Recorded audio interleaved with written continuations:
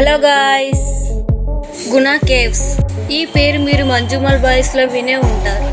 ఈ కేవ్ తమిళనాడులో ఉన్న కొడైకెనాల్లో ఉంది. అయితే ఈ కేవ్స్ 1922కి ముందు డెవిల్స్ కిచెన్ అనే పేరు ఉంది.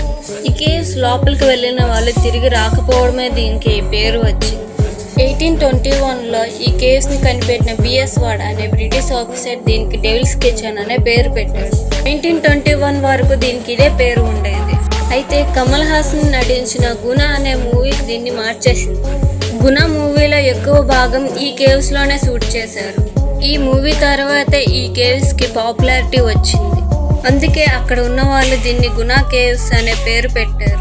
ఈ మూవీ తర్వాత జనాలు అక్కడికి వెళ్ళడం స్టార్ట్ చేశారు, కానీ తిరిగి రావడం మాత్రం లేదు. 2000 నుండి 2016 వరకు అక్కడికి వెళ్ళిన చాలా మందిలో 16 మంది చనిపోయారు. బాడీస్ కూడా దొరకలేదు. ఈ గునా కేవ్ పేరు రాకముందు దీనికి డెవిల్స్ కిచెన్ అనే పేరు ఉండేది. ఆ పేరు ఎందుకు వచ్చిందంటే పాండవులు వనవాసంలో ఉన్నప్పుడు ఆ గుహల్లోనే వంట చేసుకునేవారంట. అందుకే దీన్ని వంటగది అనేవారు. మరి దీనికి దెయ్యాల వంటగది అనే పేరు ఎందుకు వచ్చిందంటే ఆ గుహ లోపల అంతా చాలా చీకటిగా ఇంకా గబ్బిలాలతో కూడి ఉండేదంట. దెయ్యాలు ఉండే చోటే గబ్బిలాలు ఉంటాయని దీనికి దెయ్యాల వంటగది అని పేరు పెట్టారంట. అంతేకాదు, అక్కడికి వెళ్ళిన వాళ్ళు చాలా మంది ఆత్మహత్య చేసుకొని చనిపోయారు. చాలా మంది మిస్ అయ్యారు కూడా. అయితే మంజుమల్ బాయ్స్ మూవీ తర్వాతే దీనికి మరింత పాపులారిటీ వచ్చింది. అయితే కొడైకెనాల్కి వెళ్ళిన వాళ్ళు ఈ కేవ్ని మళ్ళీ చూడాలి అనుకుంటున్నారు. 2006లో అయితే కేరళకు చెందిన సుభాష్ అనే వ్యక్తి ఈ గుహలో పడిపోయి కూడా బ్రతికాడు.